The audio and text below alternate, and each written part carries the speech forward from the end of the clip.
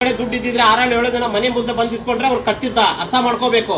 ನೀವು legal procedure ಏನೈತೆ ಅದನ್ನ ಫಾಲೋ ಮಾಡಕ್ ಹೇಳಿದಿನಲ್ಲ ನಿಮ್ಗೆ, ಮಾಡಿ ದಯವಿಟ್ಟು ಅದನ್ನ ದಯವಿಟ್ಟು ಮಾಡಿ. ಇಲ್ಲೇ ಮನಿ ಮುಂದೆ 10 ಜನ 20 ಜನ ಕರ್ಕೊಂಡ್ ಬಂದು ಹರ್ಯಾಸ್ ಮಾಡ್ತೀನಿ, ಗುಂಡಾಗಿರ್ದಿ ಮಾಡ್ತೀನಿ ಅಂದ್ರೆ ನಾನ್ ಮಾಡಕ್ ಬಿಡಲ್ಲ. ಅರ್ಥ ಮಾಡ್ಕೋರಿ, ಹಿಡ್ಕೊಳಪ್ಪ. ಏನು ನೀವು ದಯವಿಟ್ಟು ರಿಕ್ವೆಸ್ಟ್ ಮಾಡ್ಕೊಂತೀನಿ ನಮ್ಮ ಹುಡುಗರು, ನೀವು ಅವ್ರು ಹೇಳ್ಯಾರಂತ ದಯವಿಟ್ಟು ಬರಕ್ ಹೋಗ್ಬೇಡ್ರಿ. ಒಬ್ಬನೇ ಇರ್ತಾನೆ, ಯಾರು ಇನ್ಚಾರ್ಜ್ ಇದಾರೆ ಇಲ್ಲಿಗೆ? ನೀವು ಒಬ್ಬನೇ ಬರ್ಬೇಕು. ನೀವು 5-6 ಜನ ಬಂದ್ರೆ ನಾನು ಮುಲಾಜಿರ್ದಾಗ ಕೇಸ್ ಮಾಡ್ತೀನಿ, ಹರಾಸ್ಮೆಂಟ್ ಕೇಸ್ ಹಾಕಿರ್ತೀನಿ ಮೇಲೆ. ಆ ಹೆಣ್ಮಗಳು ಅವ್ರ ತಾಯಿ ಕರ್ಕೊಂಡು ಕೇಸ್ ಮಾಡ್ತೀನಿ. ನಿಮ್ ಮುಂದೆ ಬೇಕಿದ್ರೆ ಸಾಕಷ್ಟು ಪಿ ಎಸ್ ಐ ಕೋಲಿಸ್ತೀನಿ. ಅರ್ಥ ಮಾಡ್ಕೊಳ್ರಿ, ಕೆಲಸ ಮಾಡ್ರಿ, ಬೇಡ ಅನ್ನಂಗಿಲ್ಲ. ಮಾರ್ಚಂಡ್ ನಾನು ಒಂದು ಬ್ಯಾಂಕ್ ಮ್ಯಾನೇಜರ್, ನಾನು ICIC ಬ್ಯಾಂಕ್ ಮ್ಯಾನೇಜರ್ ಇದ್ದೆ, ಮಾಡ್ಕೊಂಡ್ ಬಂದಿನಿ, ಇಲ್ಲ ಅಂತಲ್ಲ. ಅವ್ನ ಕಡೆ ದುಡ್ಡು ಇದ್ದಿದ್ರೆ ಕಟ್ಟಿದ್ದಿಲ್ಲ, ಅವ ನೀವು ಅರ್ಥ ಮಾಡಿ ಹೇಳ್ರಿ. ಆಯ್ತಪ್ಪ ಒಪ್ತೀನಿ. ಈಗ ದುಡ್ಡು ಇಲ್ಲ ಅಂತ ಅವ್ರ ಕಡೆ ಏನ್ ಮಾಡೋದು? ಗ್ಯಾಸ್ ಹಾಕಿತ್ತು.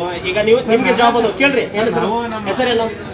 ಪ್ರವೀಣ. ಈಗ ನಿಂದದು ಜಾಬ್ ಕೇಳೋ, ಇಲ್ಲಿ ನಿಂದದು ಜಾಬ್.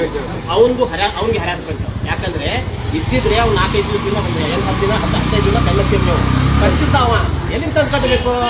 ಈಗ ನಿಮ್ಗೆ ಸೆನ್ಸಿಟಿವಿಟಿ ಅರ್ಥ ಆಗಲ್ಲ. ನಾಳೆ ಅವ್ನು ಏನಾದ್ರು ಇವ್ನಿಲ್ಲ ಬೇಡ, ಅವ್ರ ತಾಯಿ ಏನಾರು ಮಾಡ್ಕೊಂಡ್ರಪ್ಪ, ತಂಗಿ ಎಲ್ಲ ಸುಸೈಡ್ ಮಾಡ್ಕೊಂಡ್ರಪ್ಪ, ಹಂಗೆ ಹೇಳ್ತಾರೆ. ಸಂಬಂಧ ಅಕ್ಕಪಕ್ಕ ಹಂಚ್ಕೊಂಡು ಮಾಡ್ಕೊಂಡ್ರಪ್ಪ, ಯಾರ ಮೇಲೆ?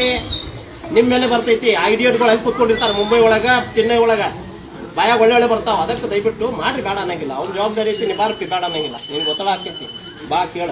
ನೀವೆಲ್ಲಾರು ಬರೋದು ಇಲ್ಲಿಗಲ್ ಆಕೈತಿ. ಮ್ಯಾಲಿಂದ ಇವತ್ತು ಸಂಡೇ ಯಾಕೆ ಬಂದಿರಿ ನೀವು? ಹೆಂಗ್ ವರ್ಕಿಂಗ್ ಡೇ ಹಾಕ್ತಾರ? ಸಂಡೇ ಹೌದು ಗೊತ್ತು ನನಗೆ. ಮತ್ತೆ as per government rules RBI rule follow ಮಾಡ್ತಿರೋ, ನಿಮ್ ಬ್ಯಾಂಕ್ ರೂಲ್ ಫಾಲೋ ಮಾಡ್ತೀರಿ? RBI ರೂಲ್ ಪ್ರಕಾರ ಸಂಡೇನಾ ಲೀವ್ ಇರತ್ತಾ? ಅರ್ಥ ಮಾಡ್ಕೊರಿ. ಈಗ ನೀವು ರಾಗಿರ್ತೀರಿ, ನಿಮ್ ಇದ್ರಾಗ ರಾಗಿರ್ತೀರಿ.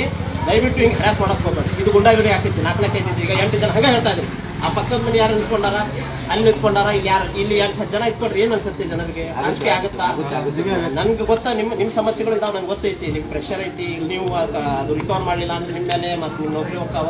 ದಯವಿಟ್ಟು ಇಂಥ ಫೈನಾನ್ಸ್ ಕೆಲಸ ಮಾಡ್ಬೇಡ್ರಿ. ಅದಕ್ಕೆ ಫೈನಾನ್ಸ್ ಬ್ಯಾಂಕಿಂಗ್ ಬಿಟ್ಟು ಬಂದಿದೆ. ಇಂಥ ಹರಾಸ್ಮೆಂಟ್ ನೀವು ನಿಮ್ಮನ್ನ ಹಿಂಡ್ತಾರ, ನಿಮ್ಮನ್ನ ಮತ್ತೆ ಕ್ಲೈಂಟ್ ಹಿಂಡ್ತಾರ.